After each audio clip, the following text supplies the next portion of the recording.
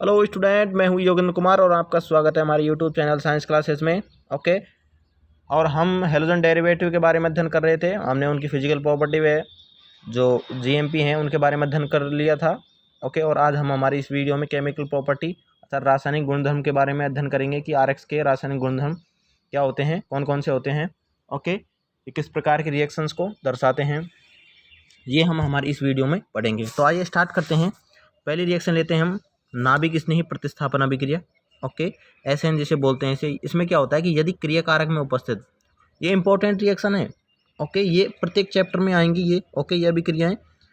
Okay, तो इनको आप ध्यान से पढ़ें, समझ गए?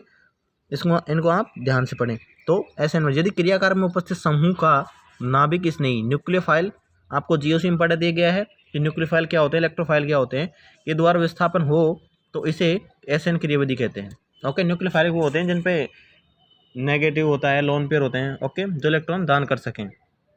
तो इसमें एक समूह का विस्थापन क्या हो जाता है कि नाभिक स्नेही है उसके द्वारा इसका विस्थापन होता है। इसे नाभिक स्नेही प्रतिस्थापन अभिक्रिया बोलते हैं। ओके, इसके प्रकार क्या हैं? SN1, SN2, SNI। ओके, इसके कई प्रकार हैं, लेकिन यहाँ पे मेन हम SN1 और SN2 पढ़ेंगे, है ना।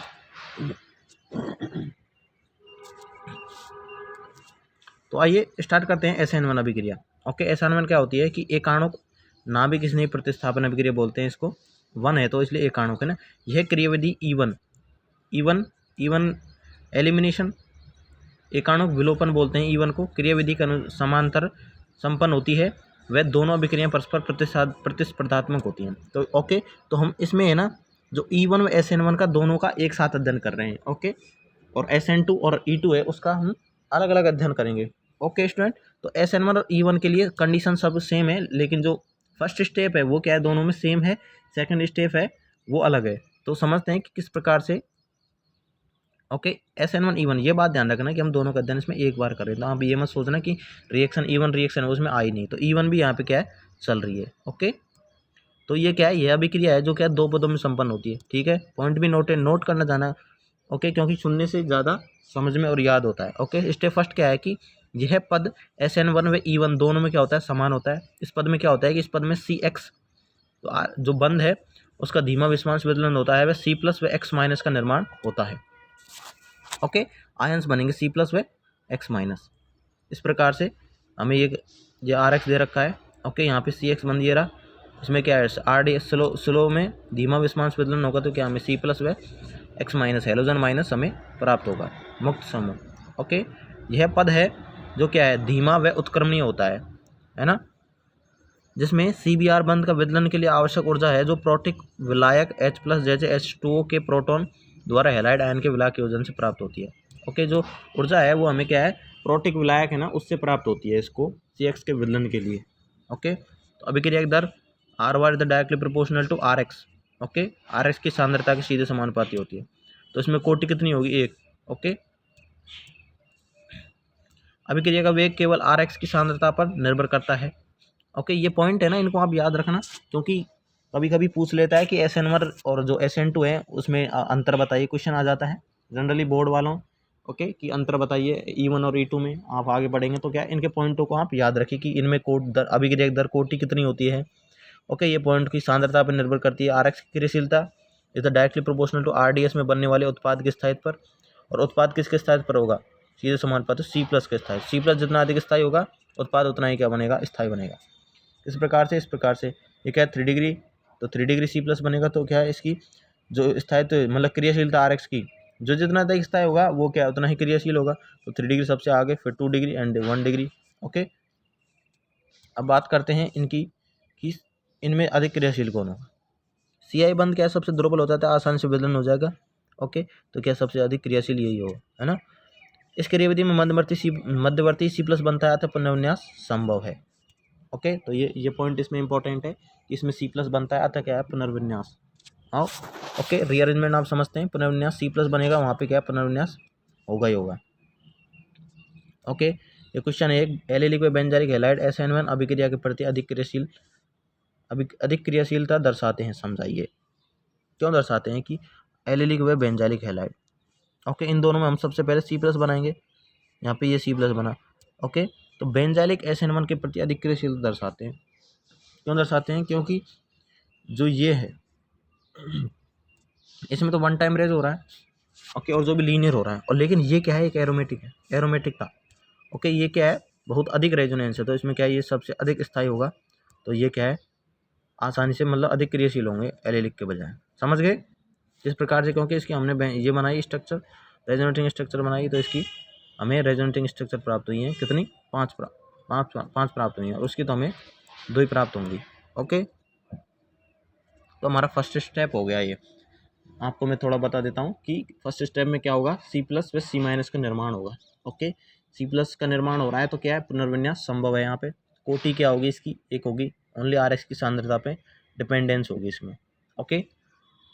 अब हम बात करते हैं और ये जो फर्स्ट पद है वो क्या है, दोनों में क्या होगा, E1 और SN1 है, उनमें दोनों में क्या होगा, सेम होगा। अब स्टेप सेकंड की बात करते हैं कि C+ पर न्यूक्लियोफाइल के प्रहार द्वारा अगर उत्पाद का निर्माण हो रहा है, न्यूक्लियोफाइल, ओके, नाभिक स्नेही अगर अटैक करके उत्पाद का निर्माण कर रहा है कुछ इस प्रकार से, OH चाहिए नाभिक स्नेही, यहाँ पे इसने इस प्रकार से प्रोडक्ट बनाया, तो ये तो क्या हो जाएगी, SN1, okay, point be noted.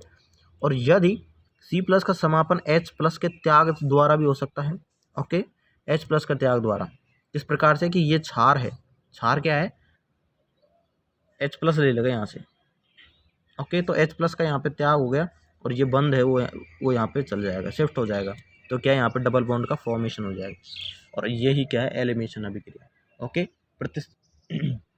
विलोपन अभिक्रिया, सॉरी, कि एलिमिनेशन का मतलब होता है विलोपन, तो विलोपन अभिक्रिया में हमेशा क्या है, डबल बॉन्ड फॉर्म होता है कुछ इस प्रकार से, ओके, कि C+ का समापन के लिए H+ का त्याग हो जाए, ओके, क्षार की उपस्थिति में होगी ये, तो ये क्या है, यहाँ पे इस प्रकार से ये डबल बॉन्ड फॉर्म हो जाएगा और H2 बाहर निकल जाएगा। तो समझ गए, SN1 में तो क्या न्यूक्लियोफाइल अटैक करेगा, डिफरेंस समझ लेना बस, इसमें न्यूक्लियोफाइल अटैक करेगा, इसमें क्या है, क्षार है वो H+ को बाहर निकाल लेगा, डबल बॉन्ड बनेगा, उसमें डबल बॉन्ड नहीं बनेगा, ओके, उसमें नाभिक से नहीं अटैच होगा, ओके। E1 विलोपन अभिक्रिया, SN1 E1 में प्रथम पद समान होता है, C+ का निर्माण होता है, जबकि द्वितीय पद क्या होता है, भिन्न होता है, ओके। तो ये दोनों स्टेप हो गई, ओके। अब बात करते हैं, इनके महत्वपूर्ण बिंदु हैं कुछ SN1 क्रियाविधि से संबंधित, है ना। तो विलायक का प्रभाव की बात करते हैं सबसे पहले हम, तो विलायक का प्रभाव, ओके, कि ध्रुवीय प्रोटिक विलायक, प्रोटिक विलायक क्या होते हैं, जिनके पास क्या होता है, H+, है ना। ऐसे विलायक है ना, इनके लिए क्या होंगे, मतलब उनकी प्रेजेंस होगी इसमें, ओके। तो आप पता लगा सकते हैं कि यहाँ पे कौन सी रिएक्शन होगी, क्योंकि आगे जब आप E1 और E2 है ना, उनमें आप डिफरेंस कर पाएंगे इस तरीके से, ओके। तो SN1 E1 में क्या हमें प्रोटिक विलायक गिवन होंगे इस प्रकार से, ROH, H2O, है ना, RCWH, तो इस क्रियाविधि के लिए अनुकूल होते हैं, क्योंकि प्रथम पद में क्या धनायन व ऋणायन का निर्माण होता है, तो क्या आवश्यक ऊर्जा है जो हम इन्हीं प्रोटिक विलायक से प्राप्त होते हैं। नाभिक स्नेह का प्रभाव, तो नाभिक स्नेह की सांद्रता परिवर्तित करने पर अभिक्रिया का वेग परिवर्तित नहीं होता है, क्योंकि इसमें RDS में शामिल नहीं है, तो नाभिक स्नेह की कोई प्रकार से यहाँ पे रोल नहीं है, ओके। त्रिम समावता की बात करते हैं, रेशमी मिक्सचर का निर्माण होता है किस प्रकार से, क्योंकि जो C+ है उसकी स्ट्रक्चर ये होती है ना, त्रिकोणीय समतलीय, है ना। तो क्या है, नाभिक स्नेह वो क्या ऊपर से भी अटैक कर सकता है, नीचे से भी अटैक कर सकता है ना, इस प्रकार से। तो ये क्या हमें D+L प्राप्त होंगे, और D+L का मिक्सर क्या कहलाता है, रेशमी मिक्सर कहलाता है, ओके। इस क्रियाविधि में वो लैंग्वेज में बताते हैं कि प्रथम पद में C+ बना sp2 संकेत होने के कारण इसकी स्ट्रक्चर त्रिकोणीय समतलीय है, जिसे रिक्त पी कक्षा का आधा तल के ऊपर और आधा तल के क्या नीचे की ओर होता है। इसी कारण न्यूक्लियोफाइल दोनों दिशाओं में C+ पर अटैक कर सकते हैं, ओके। उत्पाद में रेशमी मिक्सर प्राप्त होता है, जिससे कि एक विन्यास का धारण में दूसरे का क्या हो जाता है, प्रतिपन्न होता है। समझ गए, बस वही थ्योरी में है, वो आपको मैंने समझाया कि, ओके, विन्यास का प्रतिपन्न धारण की तुलना में अधिक होता है, ओके, ये नोट है। अब बात करते हैं हम, E1 हो गई हमारी और SN1 हो गई, ओके, ये क्लियर है। अब बात करते हैं SN2 अभिक्रिया विधि की, ओके। ये SN1 E1, SN1 SN2 E1 E2, ये क्या तीनों रिएक्शन है, ये इंपॉर्टेंट है। ये क्या है, प्रत्येक चैप्टर में ऑर्गेनिक में तो जनरली काम आती रहती है, SN1 E2, ओके। SN1 की बात करते हैं, यह क्रियाविधि E2 के समानांतर में प्रतिस्पर्धात्मक होती है, ओके। यह क्रियाविधि एक ही पद में संपन्न होती है, एक ही पद में, किस प्रकार से, जिससे हम संक्रमण अवस्था का निर्माण करते हैं, जिसमें संक्रमण अवस्था, ओके, तो इसमें क्या है, TS संक्रमण अवस्था का निर्माण होता है ना। तो ये क्या एक ही पद में संपन्न होती है। आगे पढ़ते हैं क्या पॉइंट्स हैं इनमें। इसमें क्रियाविधि क्या है, इस प्रकार से होगी, ओके, ये हमें RX दे रखा है, ये ना न्यूक्लियोफाइल है ना, ये अटैक करेगा बैक साइड से इस प्रकार से, है ना, जो RX वाला जो क्या है कार्बन उस पर, ओके, और यहाँ से क्या ब्रोमीन यहाँ से बाहर निकल जाएगा, है ना, और यहाँ पे क्या है, ये OCH बंद है वो क्या फॉर्मेशन हो जाएगा, ओके, और ये स्ट्रक्चर हमें लास्ट में ये प्राप्त होगा। समझते हैं इसको कि इस क्रियाविधि में आक्रमणकारी न्यूक्लियोफाइल RX के अल्फा कार्बन, ओके, जो हैलोजन से जुड़ा हुआ जो कार्बन है वो अल्फा कार्बन होगा, पर प्रहार करता है जिससे CX बंध का अविदलन होने लगता है, जबकि नए कार्बन नाभिक स्नेही CNU बंध का निर्माण होने लगता है, ओके, तो CX बंध का विदलन होगा और जो CNU नाभिक स्नेही उसका क्या होगा फॉर्मेशन होने लगा। दोनों प्रक्रिया एक साथ एक ही पद में संपन्न होगी, ओके, जिसमें मध्यवर्ती के बजाय क्या TS संक्रमण अवस्था बनेगी। जैसे जैसे अभिक्रिया आगे बढ़ती है CX बंध क्या है दुर्बल होने लगता है, ओके, और दुर्बल होगा तो क्या है विखंडित होगा और CNU बंध का क्या है निर्माण हो जाता है। समझ रहे हैं, इस प्रकार से इसमें क्या है बॉन्ड का फॉर्मेशन होगा कि CX बंध का विदलन और CNU बंध का निर्माण होगा, okay student. So next point क्या है हमारा, संक्रमण अवस्था अत्यधिक अस्थायी होती है क्योंकि कार्बन क्या हो जाता है इसमें पंच संयोजी होता है, ओके, क्योंकि इसमें क्या है विदलन चलता रहता है तो क्या पंच संयोजी हो जाता है एक स्टेज में।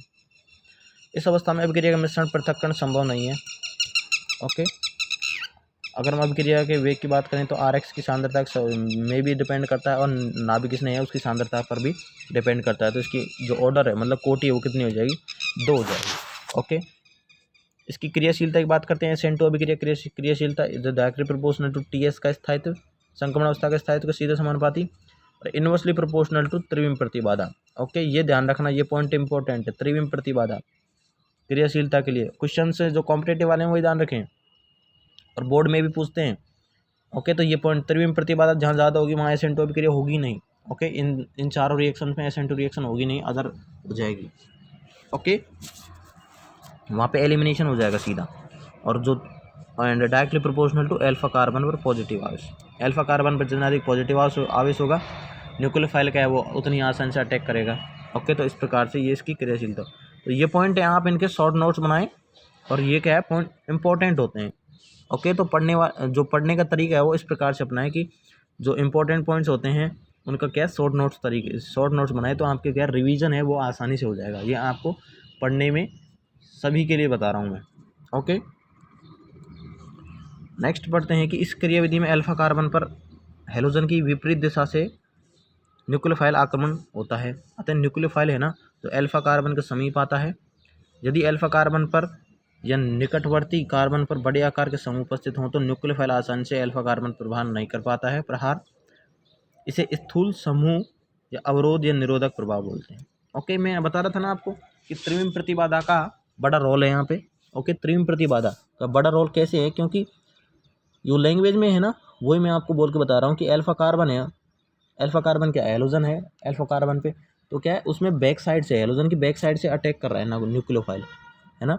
तो क्या अगर उसके पास में बड़े बल्कि ग्रुप मतलब बड़े ग्रुप अगर जुड़े हुए हैं, ओके, तो क्या है वहाँ पे कोई भी न्यूक्लियोफाइल है वो क्या है अटैक नहीं कर पाएगा। आप वैसे देख लो कि कोई भी हमें किसी चीज़ तक पहुँचना है और उसमें क्या है रेस्ट्रिक्शन मतलब वो बहुत ही अंदर जाके है, ओके, और उसके चारों ओर क्या है ना, उसके चारों ओर क्या है कि बल्कि ग्रुप हैं, ओके। जैसे बोरवेल, ओके, बोरवेल जानते हो आप, ओके। बोरवेल होता है उसमें क्या है नीचे गड्ढा मतलब एक ही गड्ढा होता है, तो अपना हाथ अगर हम हाथ देंगे उसमें तो क्या है कितना अधिक अंदर जा सकता है, सिर्फ थोड़ा सा जितना हमारा हाथ है, क्योंकि हमारा जो हाथ और हमारी बॉडी है वो क्या है ऊपर क्या रह गई, अदर रह गई, टिक गई हमारी बॉडी। तो इस प्रकार से हम इसको समझ सकते हैं कि क्या है साइड में क्या मतलब प्रतिबाधा आ गई ना, साइड में प्रतिबाधा आ गई तो हमारी क्या क्रियाशीलता रुक गई वहीं पे। तो इस प्रकार से इसको समझेंगे कि त्रिविम प्रतिबाधा की व्युत्क्रमानुपाती होती है क्रियाशीलता, ओके। इसकी क्रियाशीलता किस प्रकार से CX3, ओके, SN1 है उसके अपोजिट होगी तो RX, ओके, फिर 1 डिग्री फिर 2 डिग्री एंड 3 डिग्री लास्ट में, ओके। तो इसकी क्रियाशीलता क्या उल्टी है ना, ये 1 डिग्री ये CH3Cl ये 1 डिग्री, ओके, ये 2 डिग्री एंड ये 3 डिग्री इस प्रकार से, यहाँ पे क्रियाशीलता आर आई की, फिर R B R, R C L. Okay, तो यहाँ पे ये पॉइंट हो गया। इसमें क्या एक स्टेप में होगा, संक्रमण अवस्था का निर्माण होगा। अब बात करते हैं SN2 अभिक्रिया के लिए की पॉइंट्स क्या हैं। न्यूक्लियोफाइल का प्रभाव, जैसे हमने वहाँ पे पढ़े थे विलायक का प्रभाव, न्यूक्लियोफाइल का प्रभाव। इसमें क्या है, न्यूक्लियोफाइल की सांद्रता परिवर्तित करने पर ROR मतलब अभिक्रिया का वेग क्या होगा, परिवर्तित है, क्योंकि यह RDS में शामिल है। अतः प्रबल न्यूक्लियोफाइल SN2 के लिए अनुकूल होते हैं। प्रबल न्यूक्लियोफाइल। विलायक का प्रभाव, ध्रुवीय अप्रोटिक विलायक, पॉइंट भी नोटेड। ध्रुवीय वहाँ पे तो क्या था, ध्रुवीय प्रोटिक विलायक, और यहाँ पे क्या है, ध्रुवीय अप्रोटिक विलायक। ओके, SN2 के लिए अनुकूल होते हैं। अप्रोटिक विलायक कौन कौन से होते हैं, ये आप देखते हैं यहाँ पे कि क्योंकि न्यूक्लियोफाइल है ना, ध्रुवीय अप्रोटिक विलायक क्यों, क्योंकि न्यूक्लियोफाइल नाभिक स्निग्धता में वृद्धि करते हैं। तो ध्रुवीय अप्रोटिक विलायक ये इस प्रकार से, ये प्रोटिक विलायक है ना, आपको अगर दे रखे हैं तो SN2 अभिक्रिया वहाँ पे हम करेंगे। जैसे ये क्या है, एसीटोन है। ओके, डाइमेथाइल सल्फोक्साइड, इसकी स्ट्रक्चर ये होती है ना, डाइमेथाइल फॉर्मेट। तो क्या कुछ इस प्रकार से डाइमेथाइल एसिटामाइड, तो इनकी स्ट्रक्चर ये, तो क्या ये विलायक हमें गिवन है, तो वहाँ पे क्या होगी, SN2 अभिक्रिया। त्रिविम समावेता की बात करते हैं इस क्रियाविधि में। यदि दिया गया RX प्रकाशिक सक्रिय ध्रुवण घूर्णक हो, ऑप्टिकली एक्टिव हो, तो प्रकाश का विन्यास का प्रतिपन्न होता है, क्योंकि न्यूक्लियोफाइल अल्फा कार्बन पर हैलोजन की विपरीत दिशा से जुड़ता है। क्या बोल रहा है कि त्रिविम समावेता किस प्रकार से दर्शाता है, यदि ये ऑप्टिकली एक्टिव है हमें गिवन कंपाउंड, तो क्या है, हमें विन्यास का प्रतिपन्न प्राप्त होगा, क्योंकि इन्वर्जन हो जाएगा इस प्रकार से, क्योंकि ये बैक साइड से अटैक कर रहा है। तो यदि इसका आर विन्यास है तो इसका क्या हो जाएगा, एस हो जाएगा, क्योंकि ये बैक साइड से अटैक कर रहा है इस प्रकार से, तो इसका क्या है, इन्वर्जन मतलब ग्रुप कन्वर्ट हो जाएंगे इस प्रकार से, तो ये इधर से इधर आ जाएगा, समझ गए। तो इसका इन्वर्जन इस प्रकार से हो जाता है। ओके, और आर का, यदि आर का क्या हो जाता है, एस, एस का आर, तो ये क्या है, वोल्डन प्रतिपन्न।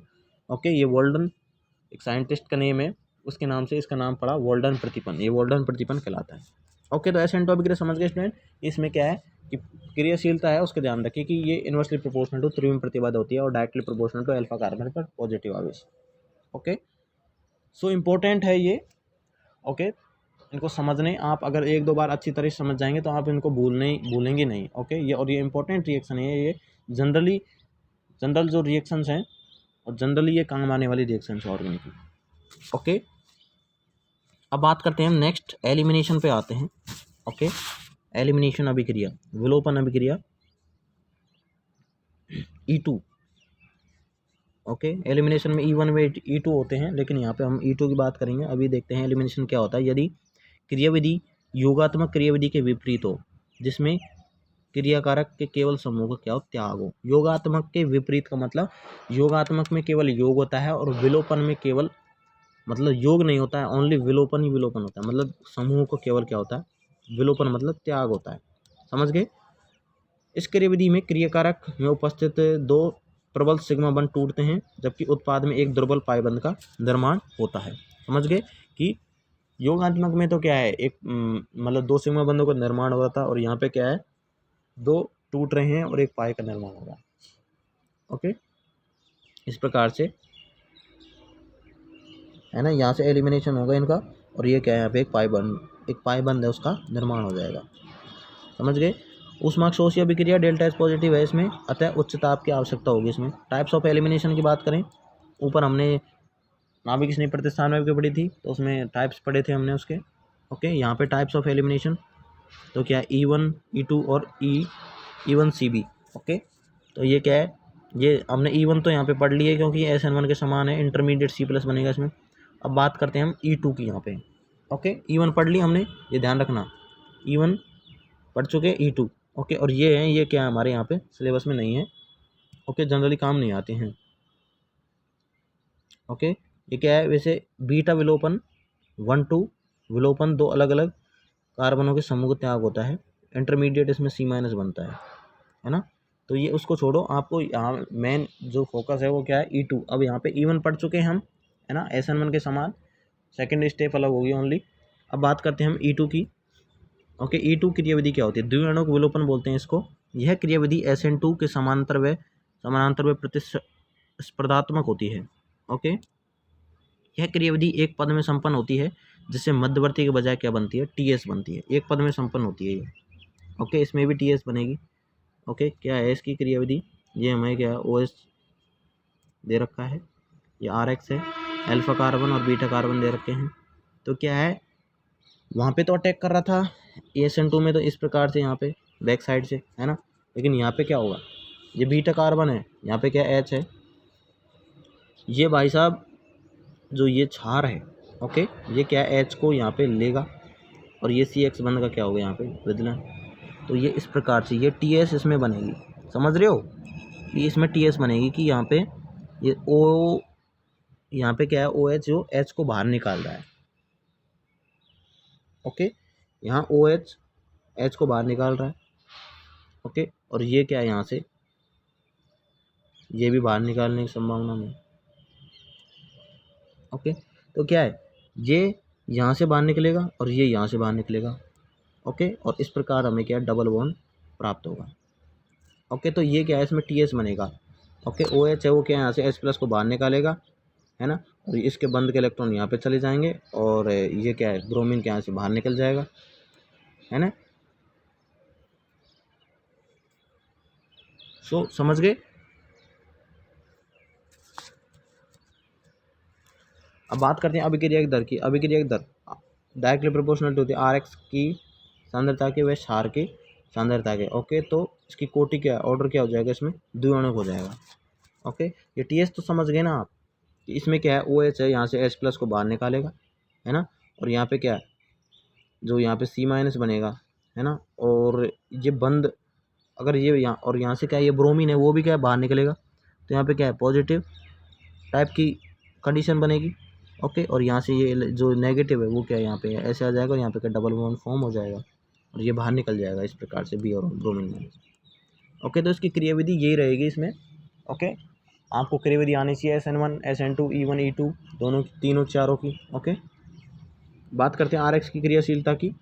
TS के स्थायित्व के सीधे समानुपाती अल्फा व बीटा कार्बन के मध्य बनने वाले पाई बंध का स्थायित्व, जो हमें प्रोडक्ट में जो एल्कीन मतलब डबल बॉन्ड प्राप्त होगा ना ये, ओके, इसका स्थायित्व जितना अधिक होगा, है ना, वहीं से वहीं क्या होगा एलिमिनेशन, मतलब उसी तरीके से हम एलिमिनेशन करेंगे, क्योंकि हमें क्या क्वेश्चंस हमारे तरह क्वेश्चन आएंगे तो हम क्या उसमें अधिक मतलब हमें ऐसी कंडीशन भी आएंगी कि उसमें क्या हम 2-3 तरीके से एल्कीन बना सकते हैं। तो मेजर प्रोडक्ट की बात करेगा वो, तो मेजर प्रोडक्ट हम इस प्रकार से देखेंगे कि जो एल्कीन है वो हमारी जितनी अधिक स्थायी होगी वो हमारे क्या होगा मेजर प्रोडक्ट होगा, समझ गए। तो क्रियाशीलता डायरेक्टली प्रोपोर्शनल टू अल्फा व बीटा कार्बन के मध्य बनने वाले पाई बंद है उसके स्थायित्व पर, ओके। नोट पाई बंद व एल्कीन का स्थायित्व directly proportional to hyper conjugation directly proportional to number of alphas, okay. ये आपको हमने GOC में पढ़ाया था, ओके।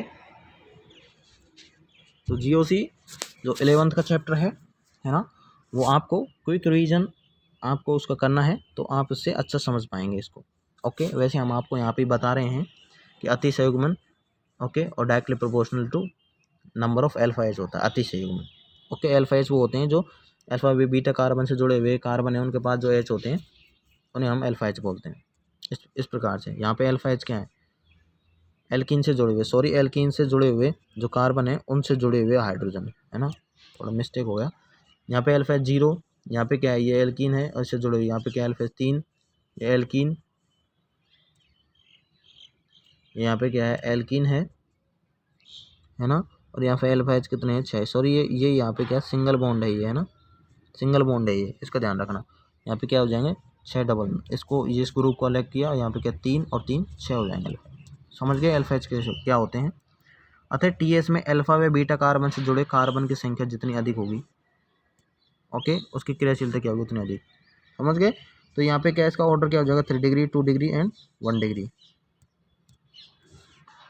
ओके। अब इसमें बात करते हैं क्षार का प्रभाव, ओके। प्रबल क्षार, है ना, SN2 में प्रबल नाभिक स्नेह था, यहाँ पे क्या प्रबल क्षार E2 क्रियाविधि के लिए अनुकूल होता है क्योंकि RDS में शामिल है ये क्षार, ओके। इसमें क्या है RX की सांद्रता व क्षार दोनों पर निर्भर करता है ROR मतलब अभिक्रिया का वेग, तो प्रबल क्षार E2 के लिए अनुकूल होगा, समझ गए।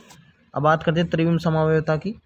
त्रिविम समावयवता जो ये ग्रुप्स हैं, है ना, ये क्या है हेलोजन है, ओके, और ये क्या H है, तो ये दोनों क्या है इन अपोजिट साइड में होने चाहिए इस प्रकार से, तो क्या हटने में आसानी होगी इनको, है ना। इस क्रियाविधि में पृथक होने वाले ये पॉइंट है कि इस क्रियाविधि में पृथक होने वाले लिविंग ग्रुप है ना, X माइनस जैसे, और बीटा H एक दूसरे से क्या है एंटी पोजिशन पे होनी चाहिए। ओके, इसलिए क्या है जो क्षार है वो क्या आसानी से इसको H प्लस को बाहर निकाल दे और जिससे और क्या हैलोजन भी बाहर निकल जाए। इस क्रियाविधि में अल्फा व बीटा कार्बन के मध्य पाई बंध का निर्माण होता है, अतः दोनों कार्बन समान तल में स्थित होना चाहिए और प्लेन क्या होना चाहिए, समान एक ही होना चाहिए। ओके स्टूडेंट, तो यहाँ पे हमारा जो इनका मतलब पूरी जो विस्तार से था इनका वो क्या यहाँ पे पूर्ण हो गया है। SN1 E1 okay, SN2 and E2 reaction यहाँ पे क्या है कंप्लीट हो गई हैं। अब बात करते हैं हम इनके कुछ जनरल टर्म्स हैं इनकी। ओके, इनमें कंपैरिजन की बात करते हैं। तो यदि हमें क्रियाकारक ये दे रखा है सुपर 1 डिग्री बोलेंगे इसको, RX only CH3X super 1 degree, तो इसमें क्रियाविधि SN1 इनके बारे में बात कर रहे हैं हम, तो इसमें केवल SN2 होगी। ओके, विलायक की बात करें हम तो विलायक अगर प्रोटिक विलायक दे रखे तो SN1 एंड E1 में से होगी, एंड अप्रोटिक विलायक दे रखे हैं ओके तो SN2 अभिक्रिया है ना, और क्षार प्रबल क्षार दे रखा है तो हमें E2 अभिक्रिया। पॉइंट भी नोटेड, ये पॉइंट को आप ध्यान रखेंगे ना तभी हम क्वेश्चन को सॉल्व कर पाएंगे। ओके, तो सुपर 1 डिग्री ओके, और क्वेश्चन जो बोर्ड वाले हैं 12th का चैप्टर है ये, तो बोर्ड में जरूर क्वेश्चन आता है SN1 SN2 अभिक्रिया से। ओके, तो सुपर 1 डिग्री यहाँ पे कोई त्रिविम प्रतिबाधा नहीं है। SN2 के लिए आपको मैंने कंडीशन बताई थी और मैं आपसे वहाँ भी बोल रहा था कि ये बहुत इंपॉर्टेंट पॉइंट है, इसको नोट करिए। ओके, SN2 अभिक्रिया होगी इसमें। ओके, कोई एलिमिनेशन नहीं होगा, समझ गए। अब बात करते हैं 1 डिग्री की। तो इसमें मुख्यतः SN2 होगी, मुख्यतः क्या होगी, SN2 अभिक्रिया होगी। लेकिन यदि दो परिस्थितियां इस प्रकार से दे दी जाए हमें, ओके, विलायक का ध्यान रखना है इसमें SN2 SN1 अभी E1 अभिक्रिया भी होती है, लेकिन विलायक यदि हमें प्रोटिक विलायक दे रखा है तो SN1 E1, एंड यदि अप्रोटिक दे रखा है तो SN2 एंड प्रबल क्षार दे रखा है तो ओके, तो SN2 होगी इसमें 1 डिग्री में। लेकिन अगर हमें दो ये कंडीशन दे दे एल्कोहलिक KOH, इंपॉर्टेंट पॉइंट में नोटेड, ये अगर हमें दे देना अभिक्रिया में E2 की अभिक्रिया में हमेशा यही आएंगे। ओके, ये तो इनको आप याद रखें। ओके, एल्कोहलिक KOH तो ये तो जनरली आता ही रहता है, सोडामाइड है ओके, सोडामाइड एंड त्रिविम प्रतिबाधा युक्त क्षार जैसे R3CO minus okay 3 degree amine, तो इनकी उपस्थिति में क्या होगी E2 अभिक्रिया, एलिमिनेशन हो जाएगा ना कि SN2। अब बात करते हैं हम 1 degree, super 1 degree 1 degree and शाखित ओके ब्रांच अगर 1 डिग्री दे दे तो इसमें प्रबल क्षार की उपस्थिति में E2 alcoholic KOH sodamide okay, इस प्रकार से तो क्या ये इन कंडीशन होंगे। और दुर्बल क्षार किंतु प्रबल नाभिक इसने दे दी तो हमें SN2 अभिक्रिया प्राप्त होगी। ओके, तो कंडीशन है एक 1 डिग्री में ओके SN2 अभिक्रिया होने की, तो ये कंडीशन आपको ध्यान रखनी है कि किस प्रकार से प्रबल नाभिक इसने दे दे तो 1 डिग्री साकित है उससे भी अभिक्रिया हो जाएगी, अदरवाइज क्या है चांसेस कम होते हैं इसके। ओके, तो 1 डिग्री और सुपर 1 डिग्री है वहाँ तक ही ब्रांच्ड है उस तक इसकी पहुँच कम होती है। ओके, लेकिन इन केसों में कर सकता है ये अभिक्रिया। ओके, ये इंपॉर्टेंट पॉइंट है। बात करते हैं 3 डिग्री की, तो इसमें क्या है SN2 बिल्कुल नहीं हो सकती क्योंकि यहाँ पे त्रिविम प्रतिबाधा बहुत ही ज़्यादा है। प्रबल क्षार की उपस्थिति में E2 अभिक्रिया होगी। यदि क्रियाविधि में विलायक जैसे प्रोटिक विलायक मैंने आपको बताया था कि प्रोटिक विलायक दे रखे हैं तो विलायकीकरण आयनन और हो जाएगा इसका, और क्या यहाँ पे SN1 अभिक्रिया और E1 अभिक्रिया भी हो जाएंगी। ओके, SN1 के लिए निम्न ताप की आवश्यकता होती है, E1 के लिए क्या है एलिमिनेशन के लिए उच्च ताप की आवश्यकता होती है। ओके, इस प्रकार से ये क्या है RX दे रखा है, ये यहाँ पे न्यूक्लियोफाइल दे रखा है ना। क्रियाविधि की हमें क्या 1 डिग्री है तो यहाँ पे क्या है ये नाभिक स्नेह के भांति व्यवहार करेगा और यहाँ पे SN2 अभिक्रिया हो जाएगी, समझ गए। एग्जाम्पल्स हैं काफ़ी। ओके, ये RX दे रखा है एल्कोहलिक KOH सोडामाइड ओके, ये दे रखा है मैंने आपको ये बताया था अभी ऊपर ही कि यहाँ पे ये गिवन है तो क्या E2 रिएक्शन होगी, एलिमिनेशन होगा और डबल बॉन्ड फॉर्मेशन हो जाएगा इसमें। ओके, ये उसी प्रकार ये ऊपर भी वही है ना। यहाँ पे अब बात करें कि ये क्या है नाभिक स्नेह दे रखा है, ये RX है ओके, तो यहाँ नाभिक स्नेह की भांति व्यवहार करेगा तो यहाँ पे क्या SN2 अभिक्रिया होगी, जिस प्रकार से अटैच होगा ब्रोमीन बाहर निकल जाएगा यहाँ से और ये इस पर अटैच हो जाएगा। ओके, ये एसिड है और यदि हमें क्या ये क्षार दे रखा है त्रिविम प्रतिबाधा युक्त ओके RO माइनस दे रखा है तो यहाँ पे क्या एलिमिनेशन हो जाएगा। तो बस रिएजेंट है ना उसका ही रोल है इसमें, रिएजेंट अभिकर्मक का रोल है। यदि आपको अभिकर्मक याद नहीं कि किस में कौन सा काम आता है ओके कहाँ पे कौन सा लगता है तो आप इसको गलत करोगे, 101% गलत करोगे। ओके, तो आप इनको समझें। ओके, अब बात करते हैं हम इनकी एसिडिटी ऑर्डर। ओके, ये जनरली काम आता है, इस प्रकार से काम आता है, हम देखेंगे इसको। ये एसिडिटी ऑर्डर है वो आपको याद होना चाहिए। ओके, ये इसको आप लिख के और याद कीजिए।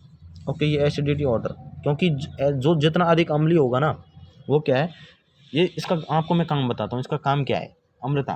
क्योंकि जो जितना एसिडिक होगा वो क्या उतना ही दुर्बल क्या होगा, क्षार होगा, है ना।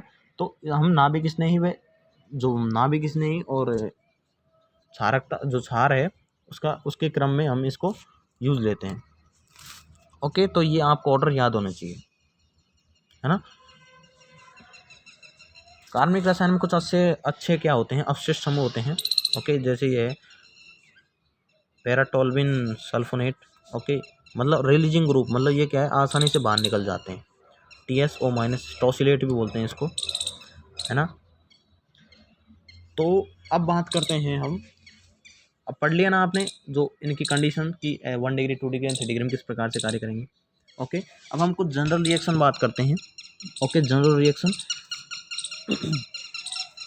ओके, अब बात करते हैं जनरल रिएक्शन की। जनरल रिएक्शन क्या है कि हमारी फर्स्ट रिएक्शन लेते हैं हम, अभिकर्मक है ये न्यूक्लियोफाइल है, ये उत्पाद है, और ये क्या है, उत्पाद का नाम। ओके, और जो हमारा जो अभिकारक, ओके, अभिकारक यहाँ पे क्या रहेगा, RX। ओके, RX की अभिक्रिया, केमिकल प्रॉपर्टी हम किसकी पढ़ रहे हैं, RX की। ओके, तो RX है ना, RX हमें दे रखा है। ओके, और अभिकर्मक भी गिवन है। ओके, और नाभिक किसने अटैक करेगा, RX पर। ओके, रिएजेंट की उपस्थिति में, है ना। ये रिएजेंट है, इससे हमें क्या न्यूक्लियोफाइल प्राप्त होगा, और क्या इसी से हमें क्या है, ये न्यूक्लियोफाइल है वो क्या RX पर अटैक करेगा, समझ लेना कि ओके सब में यही प्रोसेस होगी। ओके, मैं आपको एक बार बता रहा हूँ इसमें क्या होगा। अभिकर्मक है, इससे हमें न्यूक्लियोफाइल प्राप्त हुआ, है ना। अभिकर्मक से न्यूक्लियोफाइल, और न्यूक्लियोफाइल से अटैक करवाएंगे हम RX पर, है ना। RX पर अटैक करवाने पर हमें उत्पाद प्राप्त होगा। ओके, और ये क्या उत्पाद का नाम हो जाएगा। तो समझ गए सभी क्या है, RX की केमिकल प्रॉपर्टी हैं, उनके रिएक्शन है यहाँ पे। तो आइए पहली लेते हैं कि पहला नंबर क्या है, यदि हमें जलीय KOH, जलीय NaOH, या फिर नम Ag2O।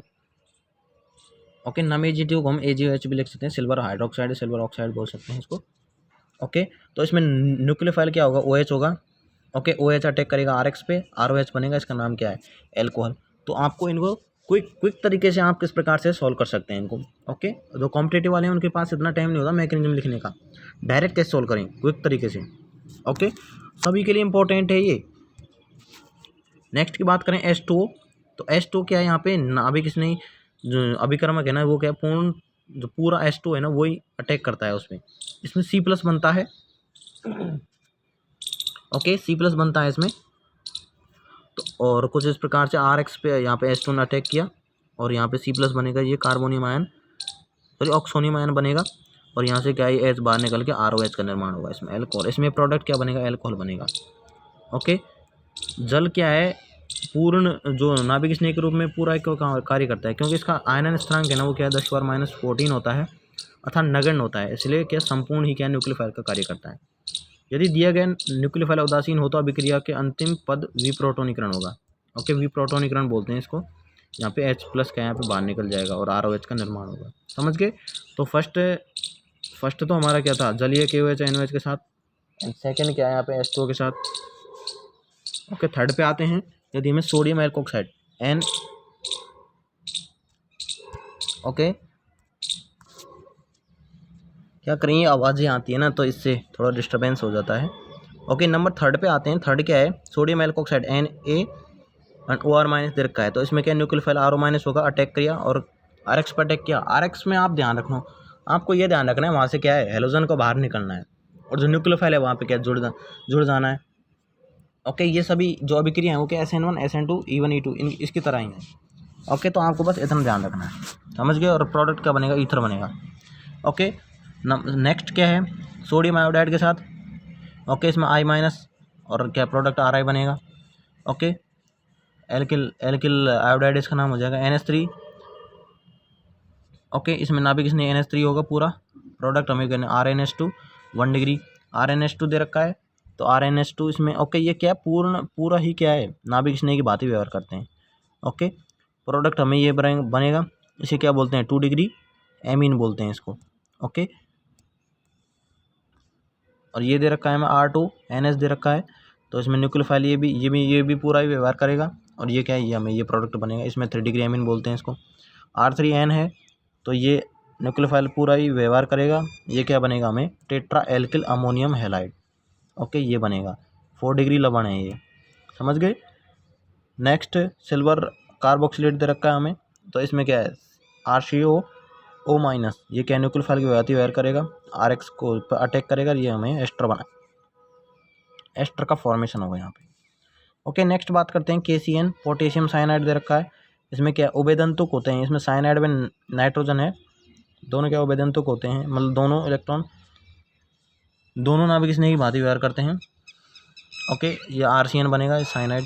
ओके, नेक्स्ट बात करते हैं हम AgCN दे रखा है, तो यहाँ पे क्या है, AgCN सिल्वर साइनाइड। ओके, सहसंयोजी प्रकृति का होता है। ओके, तो इसमें नाभिक स्नेह की भांति कौन व्यवहार करता है, मतलब इसमें नाइट्रोजन है ना, वो क्या है, नाभिक स्नेह केंद्र की तरह कार्य करता है, और हमें आइसोसाइनाइड प्राप्त होता है। और यहाँ पे KCN में क्या है, कार्बन करता है, तो हमें क्या साइनाइड प्राप्त होता है। तो इसमें डिफरेंस देख लो। ओके, कि KCN में तो क्या है, आयनिक प्रकृति है। ओके, और लेकिन इसमें क्या है, सहसंयोजी, तो इसमें क्या है, नाइट्रोजन करेगा न्यूक्लियोफाइल केंद्र सेंटर की, और इसमें क्या है, कार्बन करेगा। तो इसमें डिफरेंस ये है। ओके, ये नेक्स्ट एग्जांपल भी इसी प्रकार से है, KNO2। ओके,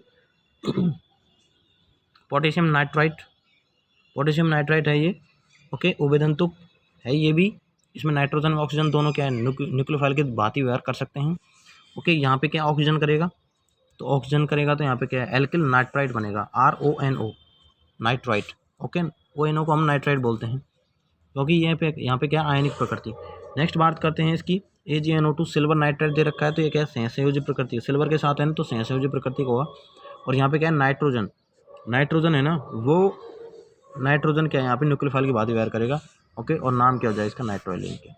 तो ये क्या है, दो थोड़े डिफर थे सहसंयोजी प्रकृति में, इनके न्यूक्लियोफाइल केंद्र हैं वो क्या हो जाएंगे, चेंज हो जाएंगे। तो आप इनको नोट करें कि किस प्रकार से हुआ है ये। ओके, नाइट्राइट आयन पाया जाता है ONO-, किंतु नाइट्रो आयन है वो उनका अस्तित्व नहीं होता है। ओके, लेकिन ये होता है। बात करते हैं नेक्स्ट, लिथियम एल्यूमिनियम हाइड्राइड। इसमें क्या है, न्यूक्लियोफाइल क्या होगा, H-, प्रोडक्ट हमें RH प्राप्त होगा, एल्केन। नेक्स्ट कार्ब धातु की होगी R-, न्यूक्लियोफाइल होगा इसमें, RR बनेगा, एल्केन प्राप्त होगा। Sodium NaSH, sodium hydrogen sulphide, SH इसमें न्यूक्लियोफाइल हो जाएगा, और प्रोडक्ट हमें RSH थायो एल्कोहल प्राप्त होगा। ओके, इनके नाम भी ध्यान रखिए आप, है ना, RSH ये इस प्रकार से। ओके, न्यूक्लियोफाइल, और यहाँ पे क्या है, अटैक करेगा, तो यहाँ पे ये RSH, इसको थायोइथर बोलते हैं, है ना। ट्राइफेनाइल फॉस्फीन, यहाँ पे ये पूरा ही नाभिक स्नेह भांति व्यवहार करेगा। ओके, और यहाँ पे क्या है, हमें ये बनाएगा, फॉस्फेनियम लवण बोलते हैं इसको, इसका नाम है। Okay, Rp+PS3 X-। ओके, तो स्टूडेंट ये हमारी कुछ जनरल रिएक्शंस थी। ओके, जो ये अभिक्रियाएं हैं, आपको सभी अभिक्रियाएं वो याद रखनी होंगी। ओके, क्योंकि क्वेश्चन पूछ लेता है ये जनरली। ओके, जो फर्स्ट की रिएक्शन है वो जैसे NOH के साथ, H2O के साथ, ओके, एल्कोक्साइड के साथ, तो ये तो जनरल रिएक्शन है, तो इनको तो आप आनी चाहिए आपको। ओके, उभयदंतुक नाभिक स्नेह क्या होते हैं, जिनमें एक से अधिक क्या हो, न्यूक्लियोफाइल केंद्र हों। ओके, एम्बीफाइल बोलते हैं इसको। साइनाइड है, ONO है। ओके, साइनाइड एक उभयदंतुक नाभिक स्नेह है, जिसमें कार्बन और नाइट्रोजन दोनों नाभिक स्नेह केंद्र का काम कर सकते हैं। ओके, साइनाइड के इस व्यवहार को निम्न रेजोनेटिंग स्ट्रक्चर के द्वारा समझा सकते हैं। ओके, जैसे ये अधिक स्थायी है। ओके, ये रेजोनेटिंग स्ट्रक्चर की हमें प्राप्त होगी। ओके, ये क्या क्वेश्चन दे रखा है कि हेलो एल्केन KCN से अभिक्रिया करके मुख्य उत्पाद साइनाइड व AgCN से अभिक्रिया करके NC मुख्य उत्पाद के रूप में क्यों बनाते हैं, कैसे। ओके, तो इसको समझते हैं। ओके, ये क्वेश्चन आपके वहाँ भी आया हो कि इस ऐसा क्या हुआ कि ये उसमें तो नाइट्रोजन कर रहा है, उसमें क्या कर रहा है, साइनाइड कर रहा है। ओके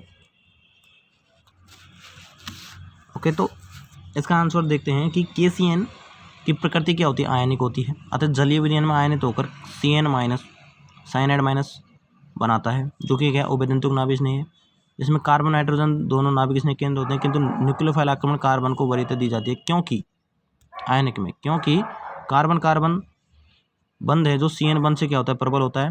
कार्बन पर नेगेटिव होने से इलेक्ट्रॉन घनत्व क्या होता है, ज़्यादा होता है, अतः RCN मेजर प्रोडक्ट के रूप में बनेगा। समझ गए। कार्बन पे क्या नेगेटिव है तो क्या ये इसकी EN क्या होती है, कम विद्युतऋणी परमाणु है, तो क्या आसानी से इलेक्ट्रॉन क्या है, डोनेट करेगा। जबकि AgCN है, AgCN में क्या संयोजी प्रकृति होती है, इससे क्या आयनन नहीं होता है।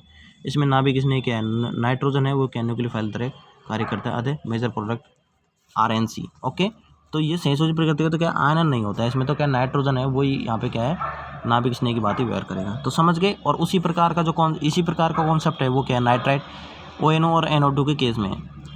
ओके, समझ गए स्टूडेंट। अब बात करते हैं नेक्स्ट, हम RX से ROH का निर्माण, ओके, RX से अल्कोहल का निर्माण कैसे करेंगे। ऊपर भी हमने आपको बताया था, लेकिन यहाँ पे हम थोड़ा डिटेल में पढ़ते हैं इसको, क्योंकि इंपॉर्टेंट रिएक्शन है। RX से ROH, RX की अभिक्रिया जलीय NOH, जलीय KOH, नम Ag2O, ओके, जलीय NO2CO3 के साथ करने पर न्यूक्लियोफाइल प्रतिस्थापन द्वारा ROH प्राप्त होता है। इसे RX का क्षारीय जल अपघटन कहते हैं। समझ गए। RX की अभिक्रिया, ये रिएजेंट है, इनको ध्यान रखें। ओके, ये रिएजेंट हैं, यही काम के होते हैं यहाँ पे, इनको ध्यान रखें। ये दे रखे हैं तो हमें क्या RX के अभी साथ अभिक्रिया करवाई इस प्रकार से, और हमें क्या है ROH का निर्माण यहाँ पे हो जाएगा। समझ गए।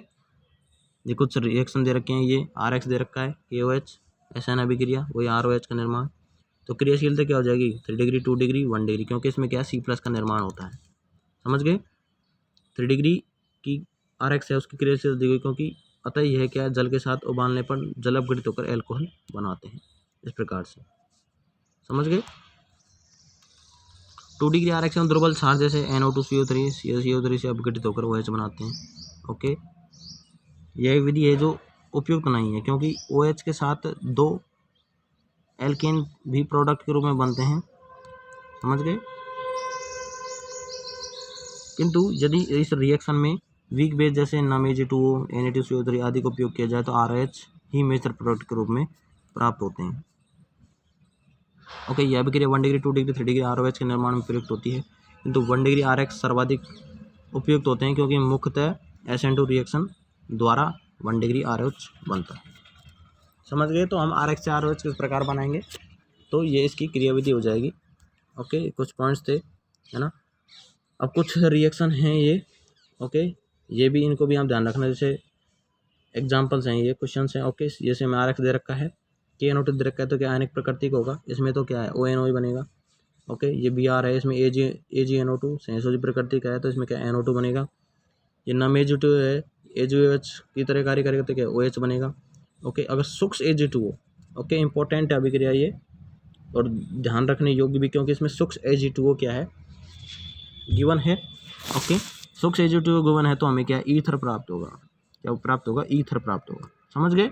तो ये इसीलिए आपको ये एग्जाम्पल है, मैंने आपको गिवन किया है कि सूक्ष्म Ag2 दे रखा है, तो उस कंडीशन में क्या होगा।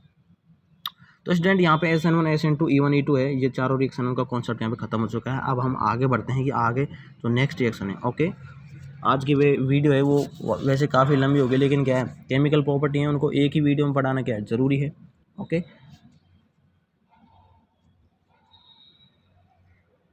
Reaction number 3। Okay, reaction number 3 पे आते हैं। SN1 SN2 एक में हो गई, फिर E1 E2 SN1 E1 and SN2 E2 हो गए, और नंबर इस पे आते हैं 3 पे, वुड्स अभिक्रिया। ओके, RX की धातुओं के साथ अभिक्रिया करवाएं तो ये अभिक्रिया क्या करेगी, वुड्स अभिक्रिया क्या है कि जब RX की अभिक्रिया सोडियम धातु के साथ सूक्ष्म ईथर की उपस्थिति में की जाती है। ओके, ये जो लाइनें होती हैं ना, सूक्ष्म ईथर की उपस्थिति सोडियम धातु के साथ, ये क्या इंपॉर्टेंट होती हैं, क्योंकि हमें रिएक्शन वहाँ पे गिवन होगी, तो ये कंडीशन दी होंगी इस प्रकार से।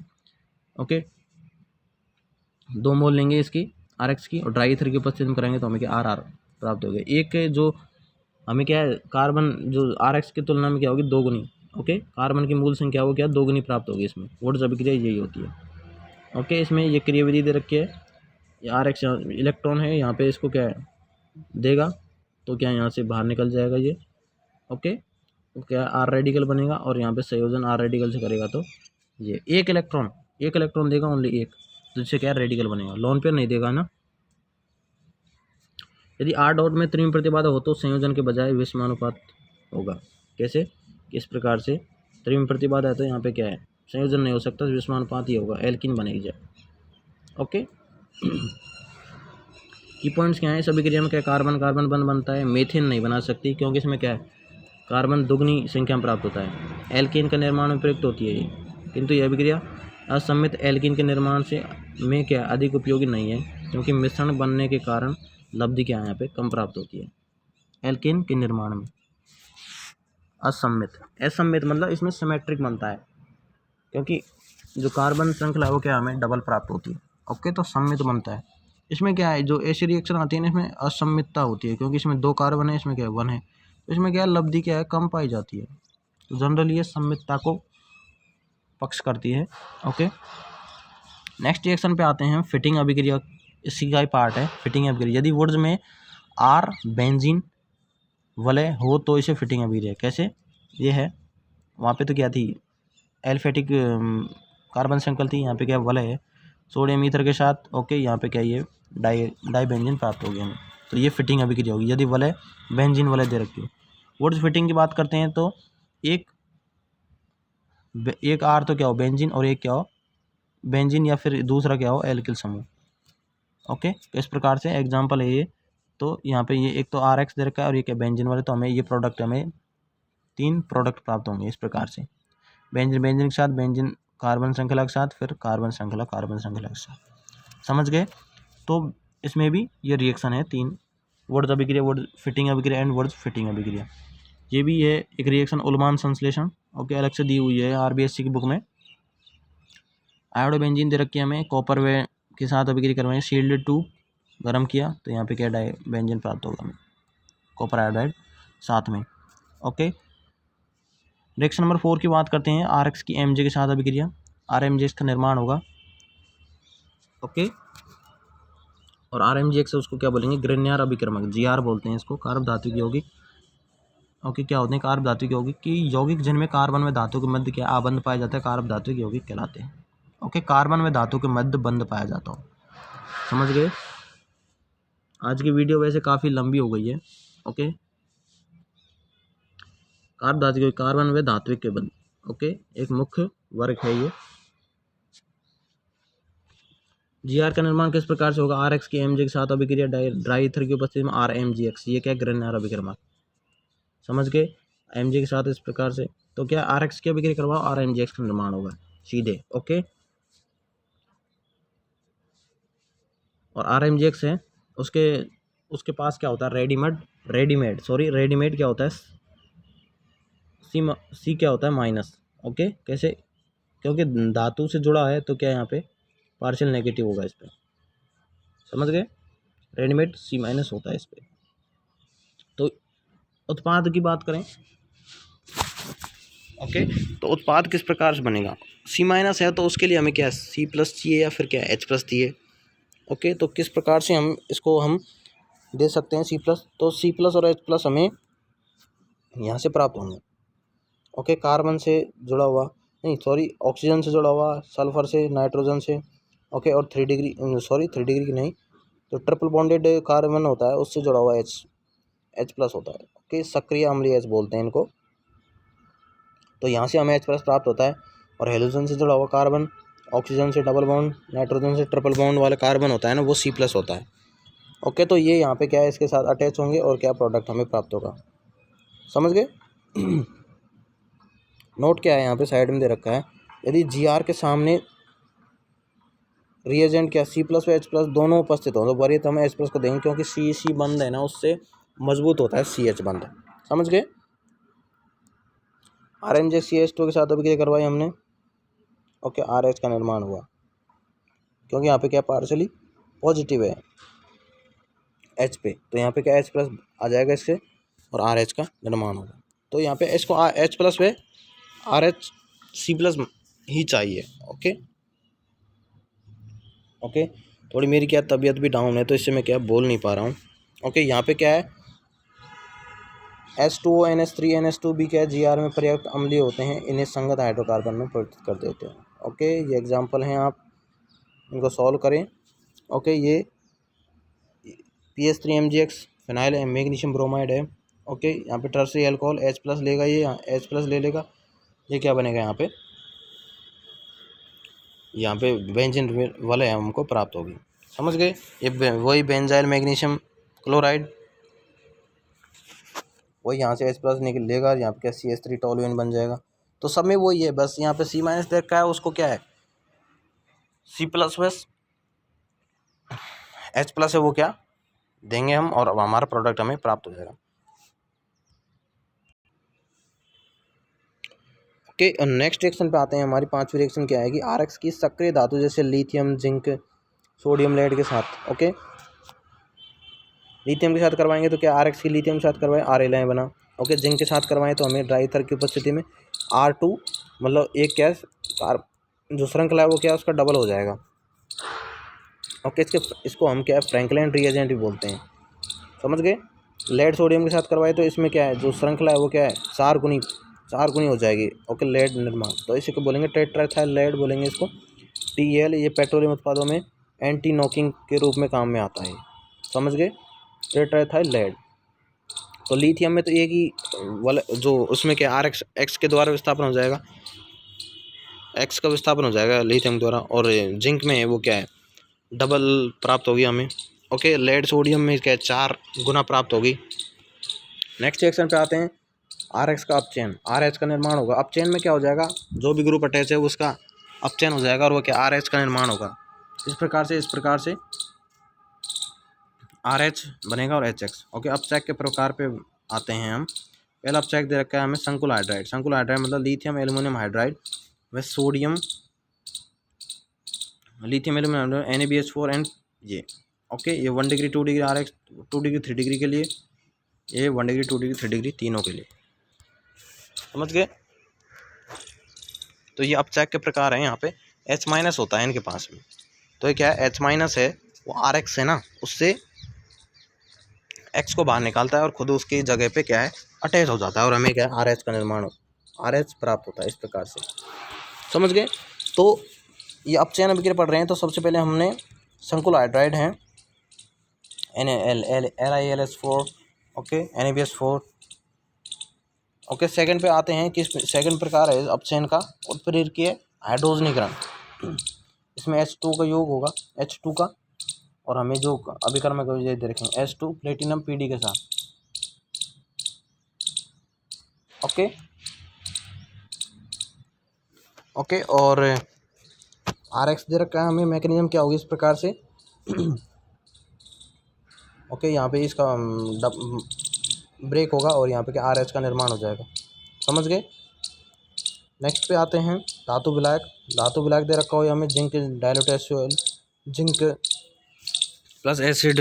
Okay, zinc plus alcohol.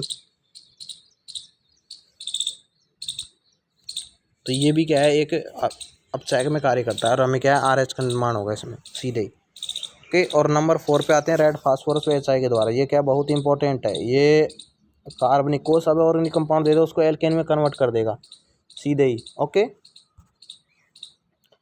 HI red phosphorus इतना अपचयक प्रबल अपचयक है अधिकांश कार्बनिक कंपाउंड है वो RX ROH ये सब में क्या एल्केन में अपचित हो जाते हैं। समझ गए। इसमें रेड फास्फोरस का कार्य क्या होता है कि ये उत्पाद में बने I2 है ना उसको अभिक्रिया करके PI3 बनाता है। ओके, इसकी अभिक्रिया इस प्रकार से होती है, हमें RX दे रखा है, HI अटैक करेगा यहाँ पे। ओके, यहाँ पे क्या एल्केन बनेगा I-, इसकी ऑक्सीकरण अवस्था क्या है यहाँ पे 0। ओके,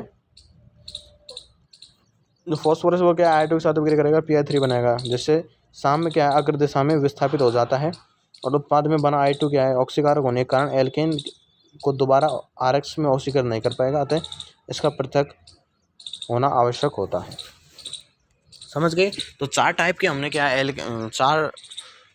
चार तरीके के पढ़े हमने। पहला संकुल हाइड्राइड था, सेकंड है जो उत्प्रेरक की हाइड्रोजनीकरण, एंड थर्ड क्या है धातु प्लस विलायक के साथ, एंड फोर्थ हमारा है जो क्या है रेड फास्फोरस HI के साथ। ओके, तो रेड फास्फोरस है HI है वो क्या है यहाँ पे इंपॉर्टेंट है। उसके साथ किसी भी ऑर्गेनिक कंपाउंड की अभिक्रिया करवाएंगे तो वो हमें एल्केन देगा। ओके, और लास्ट रिएक्शन पे आते हैं हम नेक्स्ट, फ्रीडल क्राफ्ट अभिक्रिया। ओके, ये भी इंपॉर्टेंट है, रिएक्शन जनरली आती है। ओके, फ्रीडल क्राफ्ट अभिक्रिया क्या होती है, एल्किलीकरण या फ्रीडल क्राफ्ट में एल्किलीकरण की बात करते हैं। ओके, मैकेनिज्म पढ़ेंगे इसकी हम। हाइड्रोजन का विस्थापन एल्किल समूह द्वारा ये एल्किलीकरण कहलाता है। यदि RX की लुईस अम्ल उत्प्रेरक जैसे AlCl3 को उपस्थिति में बेंजीन के साथ अभिक्रिया करवाएं तो एल्किल बेंजीन प्राप्त होती है। इस अभिक्रिया में बेंजीन का एल्किलीकरण हो जाता है। कैसे, मैकेनिज्म देखते हैं, आपको लैंग्वेज है वो मैकेनिज्म से समझ में आ जाएगा आपको। ये बेंजीन दे रखा है, इसमें H है, उसको हम विस्थापित कर रहे हैं यदि एल्किल समूह द्वारा। ये एल्किल समूह CH3 ओके वैलेंसी फ्री है, तो निर्जल AlCl3 हैलोजन वाहक बोलते हैं इनको, इनकी उपस्थिति हम करवा सकते हैं इसका। ओके, तो यहाँ से क्या है H को बाहर निकाला है और CH3 अटैच हो गया यहाँ पे एल्किल, तो ये क्या है बेंजीन का एल्किलीकरण हो गया। समझ गए, तो ये अभिक्रिया क्या है फ्रीडल क्राफ्ट कहलाती है। और ये कई प्रकार से होती है, एल्किलीकरण, एसिलीकरण, बेंजिलीकरण। तो क्या है H का विस्थापन इन समूह के द्वारा एसिल समूह द्वारा हो जाए तो एसिलीकरण, बेंजिल द्वारा हो रहा है तो बेंजिलीकरण। ओके, और एल्किल द्वारा होता है क्या एल्किलीकरण। तो ये क्या है इस प्रकार से। ओके, रिएक्शन एक ही है लेकिन हम अलग अलग तरीके से फ्रीडल क्राफ्ट अभिक्रिया में आती हैं ये सब। ओके, तो फ्रीडल क्राफ्ट में वही RX की अभिक्रिया लुईस अम्ल उत्प्रेरक जैसे AL क्षेत्र को उपस्थिति में करवाएंगे तो बेंजीन से साथ H का विस्थापन हो जाएगा। ओके, क्रियाविधि का इलेक्ट्रॉन स्नेही प्रतिस्थापन बेंजीन वलय की अभिलाक्षणिक अभिक्रिया होती है ये। इस अभिक्रिया में लुईस अम्ल उत्प्रेरक का कार्य क्या होता है, इलेक्ट्रॉन स्नेही का निर्माण करना। किस प्रकार से करेगा, ये RX है, AlCl3 है, उससे हैलोजन क्या यहाँ पे डोनेट करेगा इसके इलेक्ट्रॉन। ओके, खाली कक्षक में, और यहाँ पे इस प्रकार से बनेगा, यहाँ पे हैलोजन क्या यहाँ से बाहर निकल जाएगा और यहाँ पे R+ है, इलेक्ट्रोफाइल का क्या हो जाएगा निर्माण हो जाएगा। ओके, इस अभिक्रिया में क्या है 2 डिग्री व 3 डिग्री RX के केस में C+ व इलेक्ट्रोफाइल के रूप में बनते हैं। ओके, C+ है वो इलेक्ट्रोफाइल के रूप में बनते हैं, अतः पुनर्विन्यास संभव है। जबकि 1 डिग्री RX में इस प्रकार से इसका निर्माण होता है तो इलेक्ट्रोफाइल का कार्य क्या नहीं करते हैं। ओके, ये क्या इलेक्ट्रोफाइल का कार्य नहीं करता है, 2 डिग्री एंड 3 डिग्री केस में करते हैं। ओके, ये निम्न 2 पद होते हैं। ओके, इसमें इसकी अभिक्रिया आप जान लें किस प्रकार से, इसमें 2 पद होते हैं। 2 स्टेप्स कैसे होती हैं कि बेंजीन वलय पर इलेक्ट्रॉन स्नेही आक्रमण करके एरिनियम आयन किस प्रकार से यहाँ पर अटैक किया।